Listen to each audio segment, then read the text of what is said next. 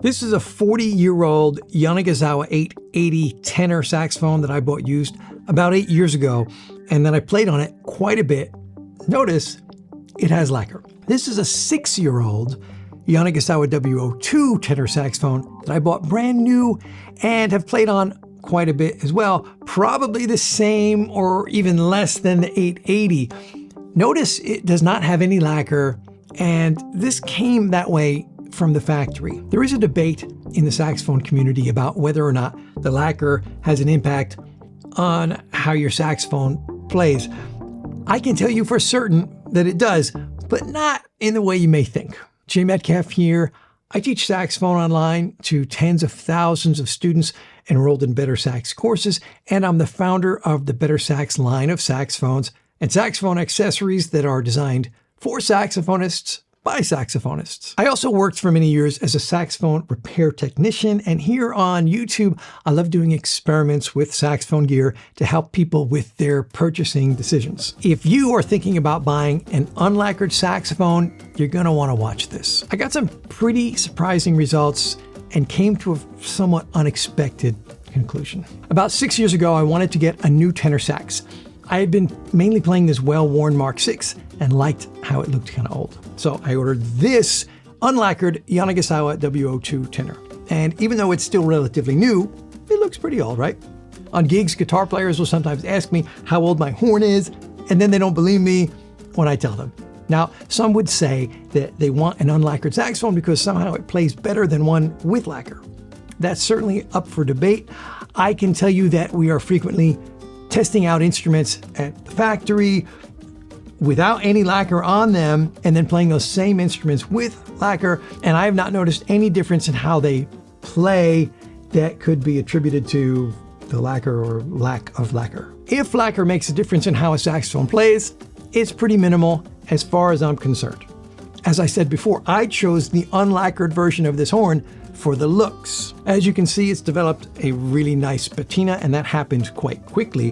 When Yanagisawa sells these horns new, they're highly polished, and as soon as you start touching it, you get marks like wherever you touch it. Over time, it evens out a bit, as you see on this horn. There are spots where my hands touch the horn where I'm playing that are slightly polished, like over here on the right hand thumb hook, over here on the left hand thumb rest. There you can actually see my fingerprint on there. That's kind of crazy. Other parts have gotten a bit nasty though, and you can see this green verdigris around the braces connecting the bow to the body tube and the bell. In the 6 years I've had this horn, I've never cleaned the outside in any way other than occasionally wiping off some excess moisture. The inside has always been swabbed out after every playing session with one of these swabs, which I strongly recommend you do. I put a link to these awesome swab kits in the description. Since I've had the question several times before, I wanted to try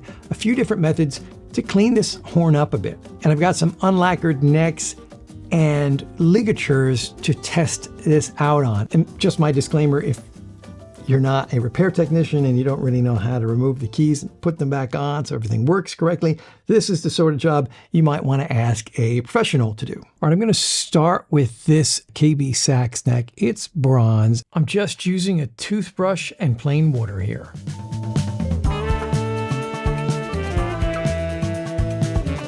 So there it is. I just used water. Could go a little bit further on that, but water does the trick and gets even some of the green stuff off of there. Let's move on to this ligature. Well, it's got a bit of verdigris on it. That green stuff there. That comes over my finger.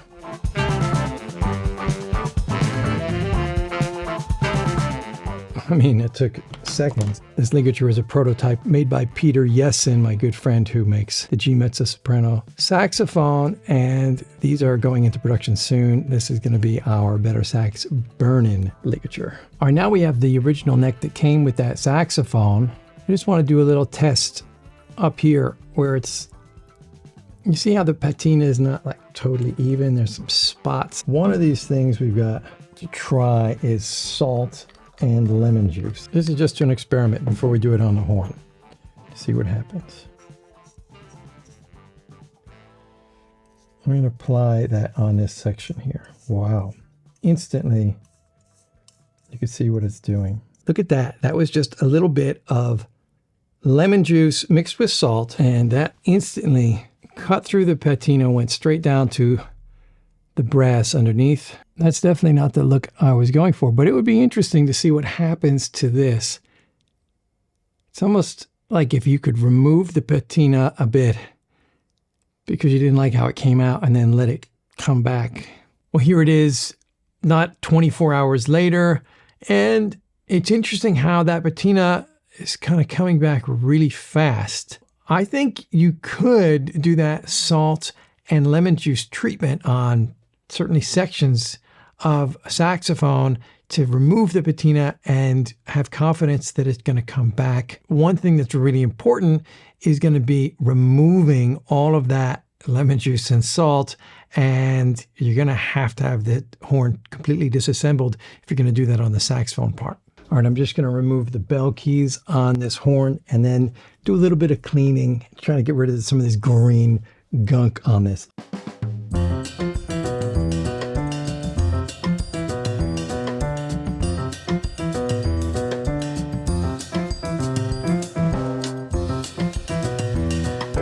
Oh, okay.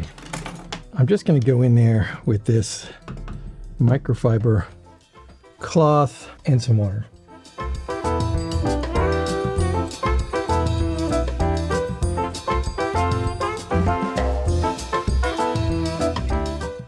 You know, this part of the horn on the back of the bell, it gets a lot of moisture there. It looks pretty nasty. First step should just be with some water, get in there.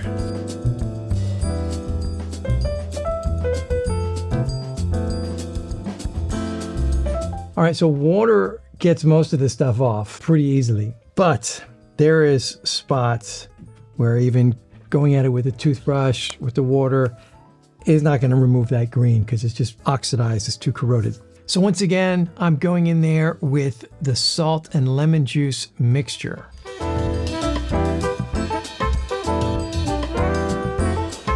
You can see, if we look up close, most of that green is gone. There are a couple little specks that I didn't get to, which I can go back and try to grab those. So here's what that section looks like the next day. As you can see, the patina has already started coming back. So after spending a couple hours messing with cleaning the worst spots on this horn, I kind of gave up.